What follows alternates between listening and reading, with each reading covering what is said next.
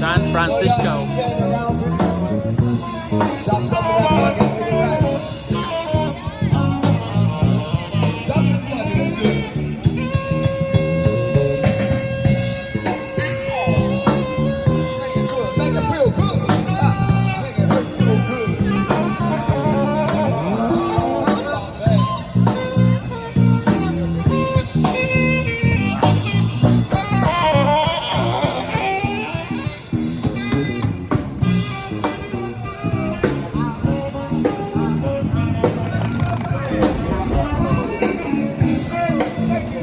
Hello, how are you doing?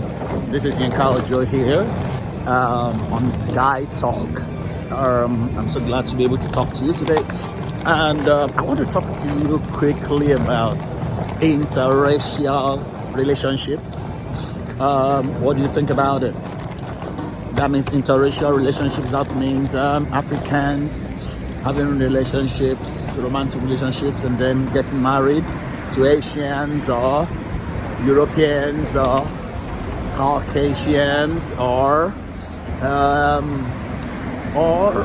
intertribal relationships even. The same principle. I want to deal with that today, and I feel I need to talk to us a little bit along these lines.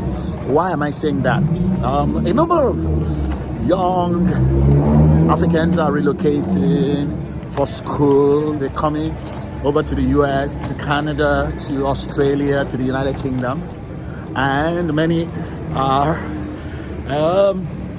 they're coming in for university, some for secondary school, some for A levels.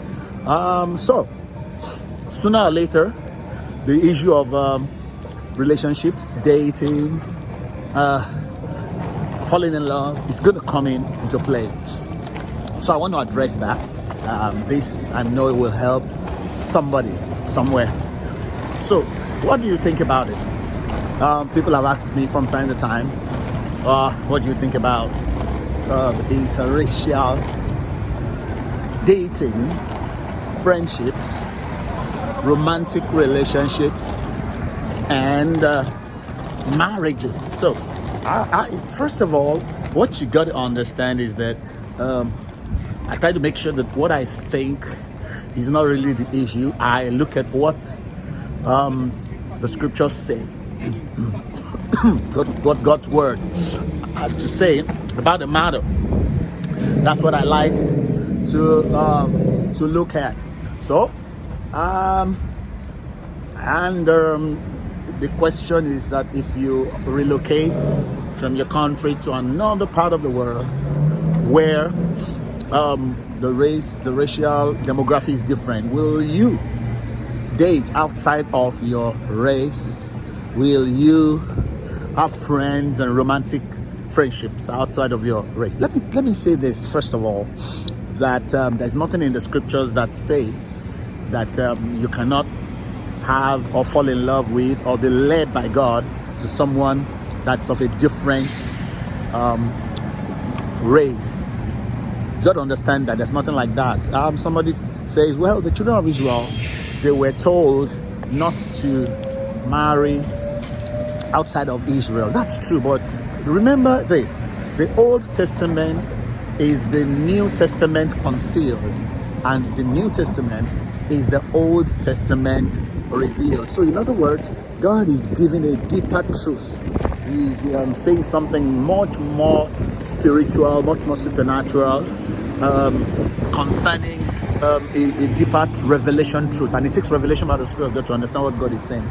In the New Testament, God now brings out clearly and says, do not be unequally yoked together with unbelievers. That's what God's word says. So what God is trying to say is that if you're his child, if you're born again, he doesn't want you to get into romantic relationships, or neither does he want you to get into love affair and marry an unbeliever, because that's on being unequally yoked.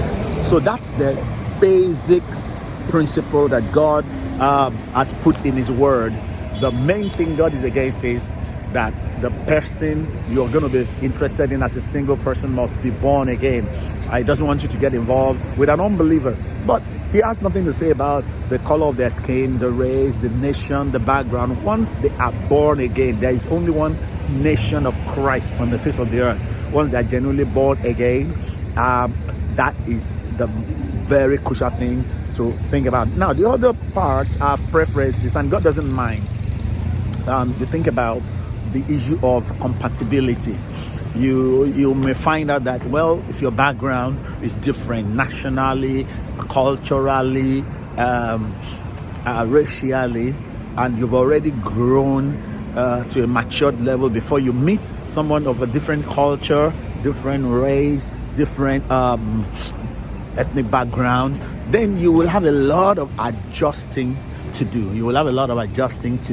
So that is just common sense concerning that aspect. So, for instance, my wife, we didn't know each other, but we met at the university. But we grew up in the same city. We went to primary school in the same city, and, well, not secondary school in the same city, but university in the same city. Grew up in the same city, speak the same languages and all of that, and it helps. But that does not mean those are insurmountable obstacles, really. But it does help. So, but the number one ground rule is that you cannot marry or get yourself to fall in love with an unbeliever.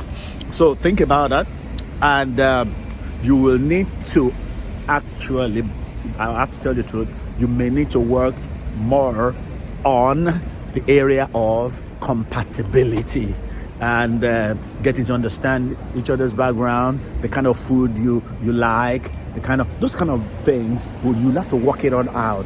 But hey, I tell people this: when you're getting ready to find a spouse and settle down, write 10 attributes you would like to have in a married partner. The first should be that they must be born again, and if you are spirit-filled, they must be spirit-filled. So the first 3 attributes should be spiritual attributes. The next 3 attributes should be emotional, mental, character attributes, and then those are 6, and then you can have 4.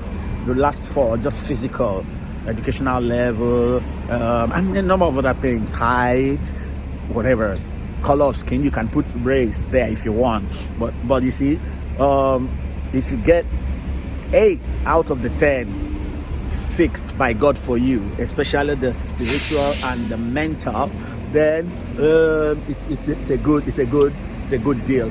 I hope you understand what I'm saying. Now, if you have any questions you want to ask, write it down, and let me have your comment. Like this video, share this video, and if you've not yet subscribed, please make sure you subscribe.